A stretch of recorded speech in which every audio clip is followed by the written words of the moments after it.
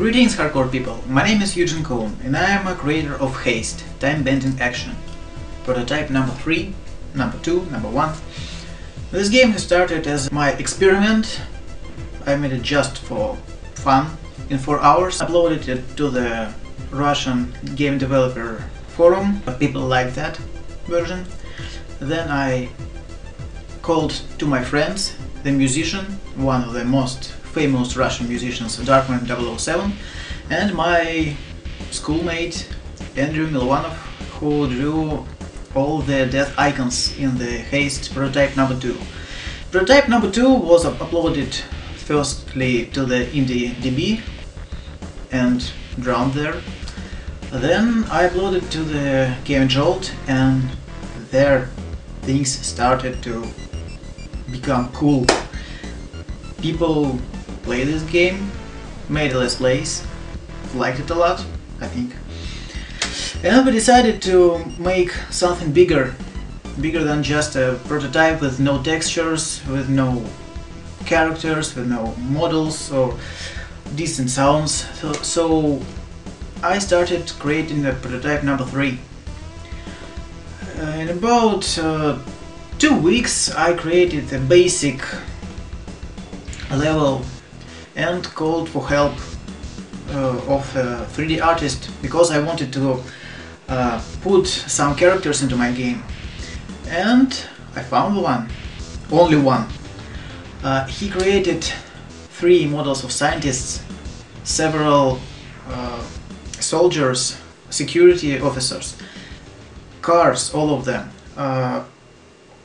flying machines that bust through the ceiling and destroy a bridge in the prototype number 3.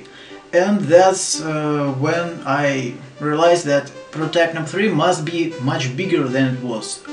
Initially I planned to create only the lobby section and the gym, that 2 first areas, but with such help of the artist I decided to increase the scale, to make it bigger than the prototype number 2. Then I added the bridge section, offices, parking lot, the street and the subway. It took about 8 months to texture everything, to design everything, to script everything, to make animations, distractions, all of that. So now game is available to download on the IndieDB and Game Jolt. You can play it for free. You can try to compete with your friends or with top 10 players.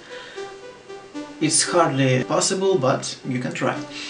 Because people who manage to get to the top places have restarted this level about 300 times. I mean, they could actually die in the game 300 times, or they just hit reset button, restart button, to improve their score. If you are a slower gamer, you can actually play too, and especially for some slow players I added some cool stuff that you could explore while kind of roaming through the level. For example, there are some beautiful, I think, beautiful places that you could watch, like trees outside, like people running for their safety, like mountains and smoke behind it, and that kind of things. The main sources of inspiration were first Half-Life and first Prince of Persia. It started after I watched the IGN video they were playing the Doom with John Romero, and John said that modern games are too easy, player moves too slow, the regeneration health mechanic doesn't work very well for games because it just eases the gameplay.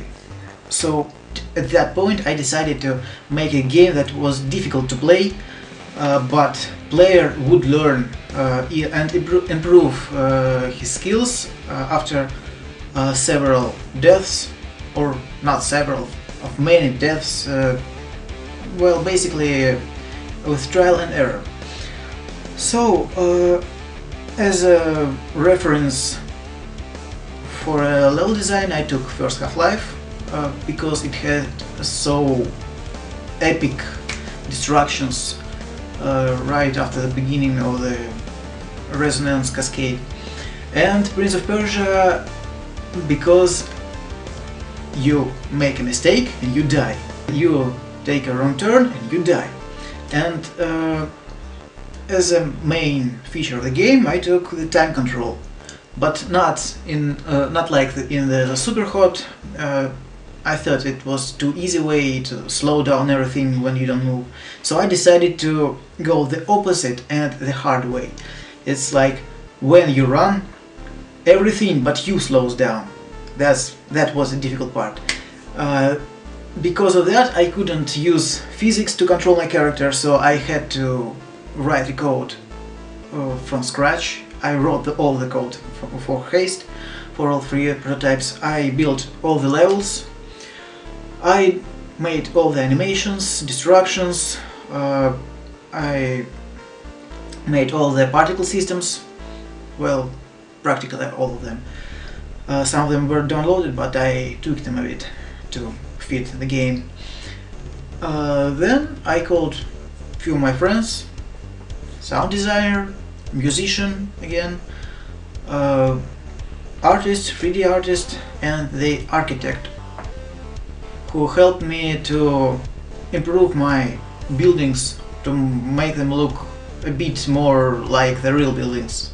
Then I watched Let's Plays of prototype number 2 and chosen 2 Let's Players who had good microphones and were good at acting. I asked if they would like to participate and give their voices to our game, and that's how we put everything together. I wrote the lines, they recorded them, re-recorded them several times, about 6 or 11, and then I just put everything together, tweaked a bit, tweaked again, and like 12th of December the game was released. Well, stay tuned. We are gamers and we're gonna make something good, right? Hardcore, old school, but yet enjoyable for modern people. I think, I hope so. Okay, that's it for now. Usual's here. Bye.